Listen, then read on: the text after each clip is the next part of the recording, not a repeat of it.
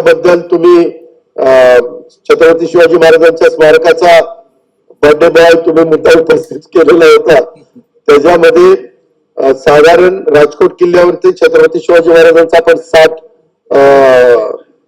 फुटी उंचीचा पुतळा त्या ठिकाणी उभा करण्याचं काम लवकरच पूर्ण करतोय. महाराष्ट्र शासनातर्फे तो लोकार्पण करण्यात येणार आहे. स्टेनलेस स्टील आणि माइल्ड स्टीलच्या सांगाड्यावर तो आपण उभा करतोय. ब्राजच्या पुतळ्याचं काम ITI मुंबई येथे तज्ञांच्या तपासणीत सुरू आहे.